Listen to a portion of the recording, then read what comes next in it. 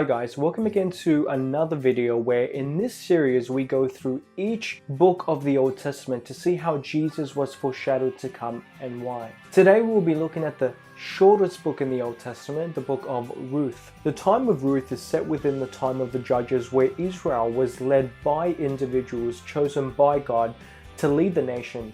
But during this time, many of its citizens just ignored them and lived their own way. But here we come to a story that one will probably question and ask, what's the point of this story? Why is it in the Old Testament? How can this random story of a small family out of hundreds of thousands of families in Israel matter or somehow be linked to the overarching story of the Old Testament? Here is a brief overview of the book. The key characters in this book are Naomi, Ruth, and Boaz. The book begins with a couple called Naomi and Elimelech, who have two sons called Mahlon and Kilian.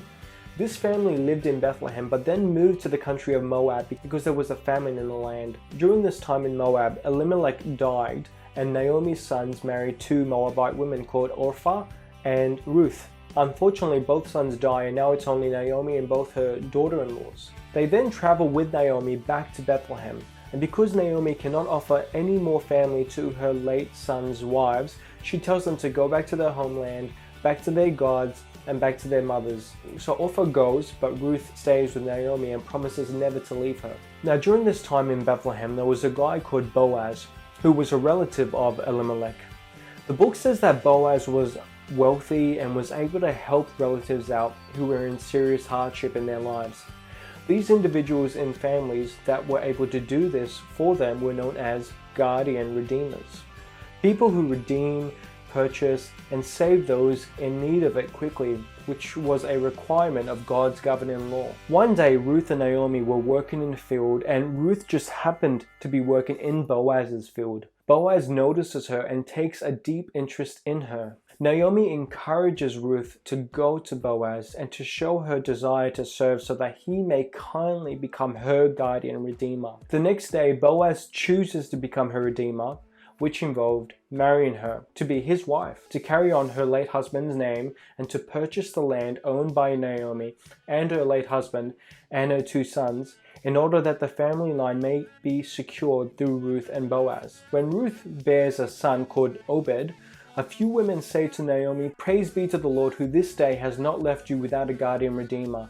May he become famous throughout Israel." Now Jesus is foreshadowed about roughly 2 times in this very short book. The first is that Jesus is personified in the person of Boaz. Boaz was a wealthy man without financial hardship and able to redeem or purchase his close relatives' land and possessions if they were in serious trouble. That guardian redeemer. Jesus claimed to be God himself, the creator, the one with infinite wealth, who came down to earth to be without sin and then die on the cross to make a spiritual payment or transaction to save us from an eternity of spiritual death forever. We humans are in serious trouble and need saving and redeeming quick. He is the almighty guardian redeemer. Just as Boaz takes in other people's debts, Jesus takes in our sinful living and wrongful choices and places it on his shoulders so that we don't have to bear it no longer, but trust in him as the one who leads us, just as Ruth trusted in her husband to lead her. The second area we find Jesus foreshadowed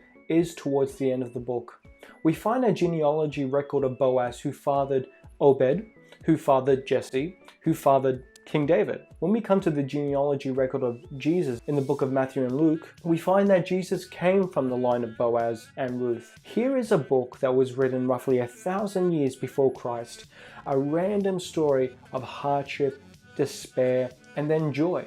A story about two people who take a strong interest in each other, who care for each other, who marry to save and love the other, and whose royal bloodline paves the way for the creator of the universe, Jesus, to be born through their seed, to be the ultimate redeemer and savior of the world. Even the little and insignificant things matter always.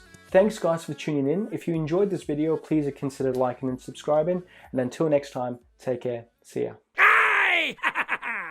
The book begins with a couple called Naomi and Elimelech, who was a relative of Elimelech.